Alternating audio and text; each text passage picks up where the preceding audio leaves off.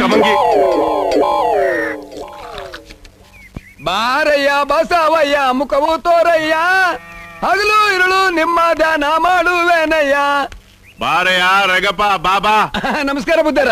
ಎಲ್ಗೋ ಜಂಬು ಸವಾರಿ? ಇಲ್ಲ ಸಿನಿಮಾ ಕೊಂಡಿನ ಬುದ್ಧರ. ಕೂತ್ಕೋ, ಅಲ್ಲ ಅಲ್ಲ ಕೂತ್ಕೋ. ಇವೆಲ್ಲ ನಿನ್ ಮಕ್ಳಯ್ಯ? ಇಷ್ಟೇ ಬುದ್ಧರ, ಅರೇ ಮಕ್ಕಳು. ಅಯ್ಯೋ ಬಾಳ ಕಷ್ಟಪಟ್ಟಿದ್ಯಾ ಬಿಡು. ಅಣ್ಣ, ಈ 6 ಜನ ಮಕ್ಕಳಲ್ಲಿ ಇವ್ರಿಗೆ ಹುಟ್ಟಿರೋ 3, ಬೇರೆಯವ್ರಿಗೆ ಹುಟ್ಟಿರೋ 3 ಅಲ್ಲ?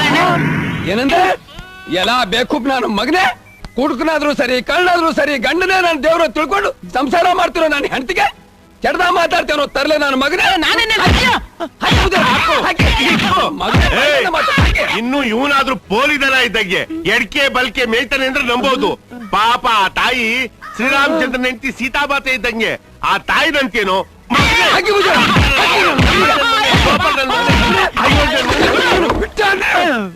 ನಾನ್ ಹಂಗಲ್ಲ ಹೇಳಿದ್ದು. ಇನ್ನಂಗೆ ಇವ್ರಿಗೆ ಹುಟ್ಟಿರೋ ಅಂದ್ರೆ ಇವ್ರ ಮನೇಲೆ ಇದ್ಕೊಂಡು ಇವರ ವಂಶನ ಬೆಳಗೋ ಗಂಡು ಮಕ್ಳು ಅಂತ ಅರ್ಥ.